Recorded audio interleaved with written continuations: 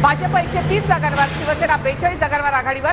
माहीममधला चित्र आपण या ठिकाणी पाहूयात। माहीममध्ये महेश सावंत अद्यापही आघाडीवर आहेत, तर अमित ठाकरे आणि सदा सरवटकर हे पिछाडीवर गेलेले आहेत। तर नागपूर दक्षिण पश्चिम मध्ये आपण पाहतोय सातत्याने देवेंद्र फडणवीस आघाडीवर आहेत, तर काँग्रेसचे प्रफुल्ल गुर्दे हे पिछाडीवर आहेत। नागपूर दक्षिण पश्चिम मध्ये देवेंद्र फडणवीस यांनी आपली आघाडी कायम ठेवली। आतापर्यंतच्या या सगळ्या कलांमध्ये भाजपची लाट पाहायला मिळते।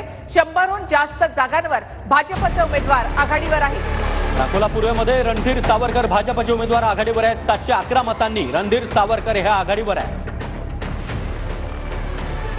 तर भाजप 103 जागांवर आघाडीवर आहे। महायुती 178 वर पोहोचली आहे। महाविकास आघाडी 91 वर।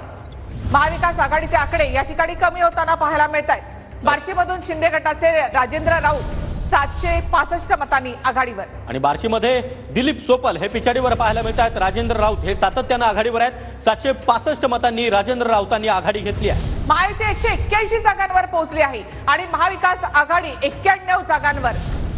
त्यामुळे मोठा पल्ला या ठिकाणी महायुतीने गाठलेला आहे।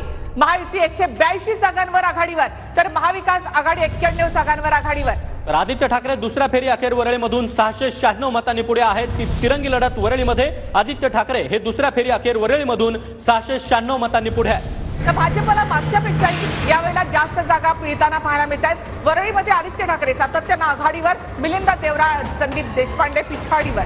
तर जळगाव जामोदमध्ये संजय कुटे हे आघाडीवर आहेत। 7000 मतांनी आघाडी घेतली आहे भाजपचे उमेदवार संदीप कुटे संजय कुटे यांनी।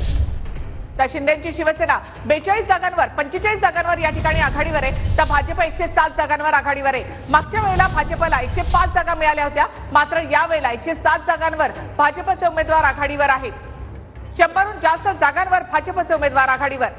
भाजप 107, शिवसेना 45 जागांवर आघाडीवर। तर आतापर्यंतच्या कालांमध्ये भाजपची मोठी लाट पाहायला मिळते। 100हून जास्त जागांवर भाजपचे उमेदवार पुढे, 107 जागांवर भाजपचे उमेदवार आघाडीवर आहेत।